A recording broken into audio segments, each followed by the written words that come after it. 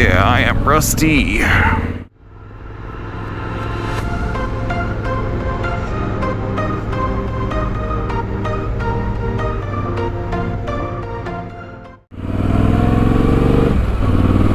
God, yeah, it's February 24th. I'm able to be out and ride. Hell yes. Still snow on the ground, obviously, but it's really nice out. It's been nice out the last couple of days. I am also testing, so I don't have new cameras, but I have new filters. So I put a circular polarizer on both cameras. Hopefully it'll make the color in the videos a little nicer. Figured I'd get out and talk to you guys about what's going to go on this next year. I was largely absent, at least from YouTube, this last year because I was working on other projects that weren't, you know, short form content type stuff. The Veterans Tuk to Otuk documentary should be going public on the beginning of June. The premiere for that is actually going to be at the Giant Loop Rally. So if you come out to see that, you'll see the premiere of the Tuk to Otuk film. I'm not sure when it will go up on YouTube, but it should be right around that same time. And I'm going to try and be at the premiere, so if you're coming to the Giant Loop Rally, I will try and see you there. But yeah, I have a few plans for this coming summer. I'm going to go out and try and see the solar eclipse that's occurring beginning of April. And so I'm going to go see that. Yeah, I've been in Colorado for the winter, so I haven't really been able to ride. I think this is actually the first ride that I've done in 2024. Because there's just been snow and weather, and I've been working on editing my veterans documentary that I shot, where I went around and interviewed all of my buddies. The first part of that should be live. I'm planning on Memorial Day, and then I'm thinking part 2 will probably be July 4th weekend. July 4th. The main thing that I'm planning on trying to do this summer is I'm going to do the Trans-America Trail, the TAT. I'm thinking about doing something a little bit weird with it because I'm thinking I might start in New York City at the ocean and connecting to the Mid-Atlantic BDR in Pennsylvania and going down south until I connect to the Trans-American Trail. Right now the plan on that is to be doing the eastern parts of that fairly early, so I'm going to go out for the solar eclipse, and so that's going to be April. And so I'm going to do everything basically back to Colorado in April, May. And what I may end up doing, if I'm trying to make the Giant Loop Rally, which is June 1st, I may just skip the Rocky Mountains, because they're not going to be open yet, and do Utah, Idaho, Oregon, all that stuff. Get to the Giant Loop Rally in June, finish the TAT, you know, in the middle of June, because those portions of it should be open all the way to the coast. And then right now I'm planning on doing the Northern California BDR with a group of YouTubers, which should be a lot of fun. But yeah, it'll be the first time I've done something like that kind of with a bunch of other people. I did the Washington BDR with a big group, but that just was random. That just happened to work out that way. This, I'm going to plan on trying to do it with a group of people. And then I'll do the stuff on the TAT that I missed when I come back. And that's kind of the plan so far. I am going to go to the Northern California BDR film premiere here in Colorado. The California one already happened, but that'll be March 2nd at Foothills Motorsports. There's one going on up north at NOCO Power Sports. If the weather's good, I'll probably try and do it just to go and see people. But we'll see. If the weather's crap, I'm not going to drive 4 hours to, you know, sit in traffic. But yeah, bunch of projects coming to life this year. The Tuck documentary should be a ton of fun. I'm glad that we were able to get to use that footage, because we very nearly didn't. And my documentary, that that was all I did last summer. Basically, was I traveled 22,000 miles or something like that, and almost all of that was to meet up with people I'd served in the Army with and get their stories. So that project has been on my mind for probably 10 years now. The planning for it for real started 2 years ago, so that's been a big thing that I was working on. I'm so glad that I'm able to actually finish that. So I'll probably edit this together pretty quick, get it published. I've been re-releasing the movie versions of my VDRs. A bunch of people had asked about it, so I edited those together into full-length movies and started publishing those. So those have been coming up once a week, but I'll probably just publish this video and then the Northern California BDR premiere video as just kind of in-betweeners. Bike got a new jacket. It's blue now. The graphics on it were getting pretty beat up, so talked to the Upshift Online folks and got the new colors for it. Looks pretty freaking awesome, to say so myself. Hopefully I stand out a little bit better, so maybe people will stop cutting me off. But then again, I'm on a bike, so there's no chance of that.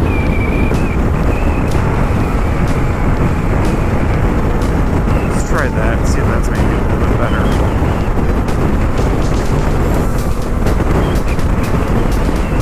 It is beautiful. Wish I could get up into the mountains, but there's absolutely no way. I was talking with a buddy of mine, he's saying people were asking him whether or not like Georgia Pass and some of those areas are clear or open. We had a pretty good laugh about it. It's like, bro, it's February. No. Those will not be open fully until like later in June. If you're on a snowmobile, maybe, but yeah, not on a bike. Yeah, I haven't really had any changes. Like gear-wise, I'm using the same stuff. It just works. I get a lot of questions about gear and everything from the bike to camping gear to what I'm wearing and stuff. I'm sorry, but this is not gonna be that kind of a channel. It's not a review channel. If you want to get reviews on gear and bikes and all that stuff, go to Big Rock Moto or Dork in the Road. Like, that's just not what I'm here to do, and they're better at it. The review market is kind of oversaturated when it comes to most of that kind of stuff, so I just don't do that. There's plenty of channels with that kind of content, so that's not what I do. I am looking at trying to get an airbag vest. I'm looking right now at the Alpine Stars. They have an off-road system that I'd like to look at that I'm hopefully going to be able to see on the 2nd when I go up for the premiere. And I'm trying to talk to the Alpine Stars folks to see if maybe I could get a hold of one. They're the future of motorcycling safety. They're 10 times as effective as any kind of armor system, so I would like to get a look at one of those. When it really comes down to it, my main hazards are not when I'm riding off-road, they're when I'm doing stuff like this.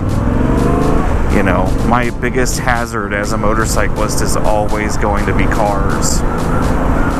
And so having a system that works for both would be preferable. Looking at trying to get something like that, because that would be awesome to just have the ability to wear an airbag, and if I have a really bad one, it'd be nice to be protected. If I have little ones off-road, that's not really likely to be much of a problem. I have close calls on the road pretty often, and it'd be nice if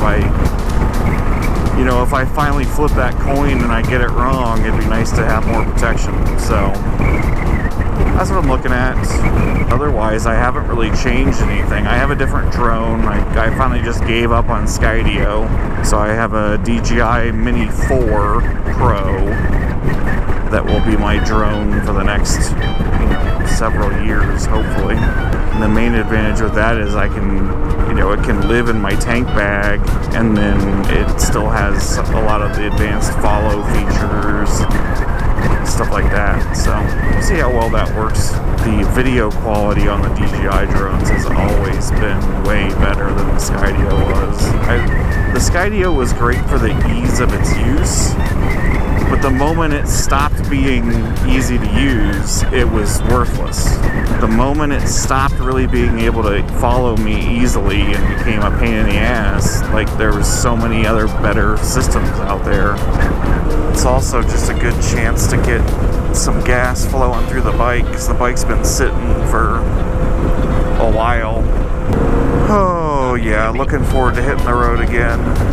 You definitely start getting a little bit of traveler fatigue.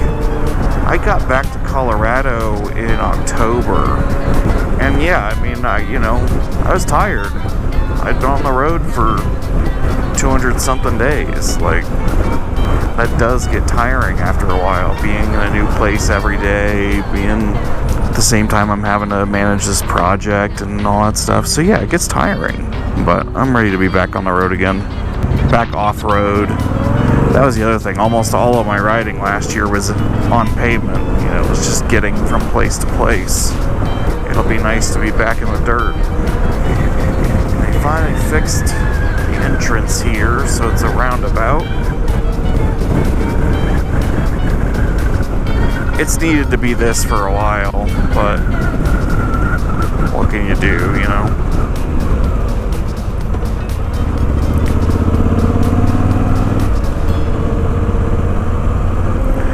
Is that still recording? Yes, it is. Alright. The cameras work. I had nothing but problems with the GoPro 9s, man. The 11s are so much better.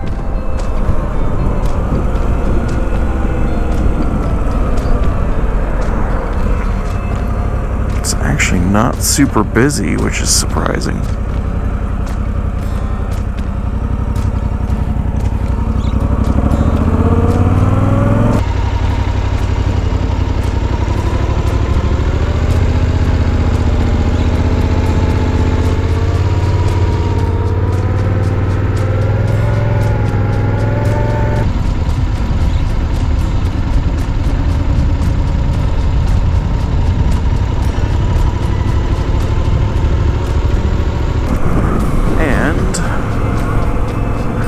Coming up, my favorite view in the entire park. Right there. I love that view.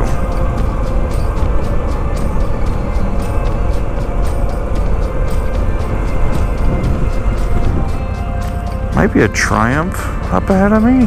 It's hard to tell. Oh, beautiful. 60 degrees. Barely a cloud in the sky.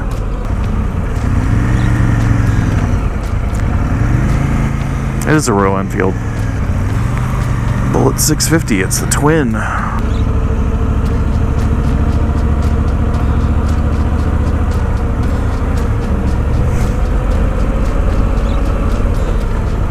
Those are neat looking bikes. They don't have a ton of power. It's a cafe racer type.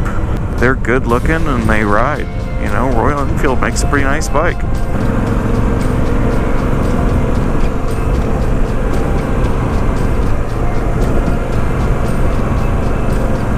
This is one of those instances where the park has kind of been loved to death. Unfortunately, it's just gotten so popular that, especially on the weekends, it's just almost unmanageable because there's so many people here.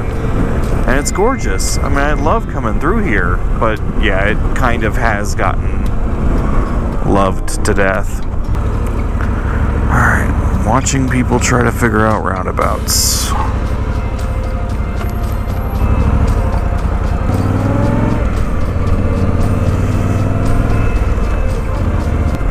Yeah, 2024 Trans-America Trail in the Northern California BDR.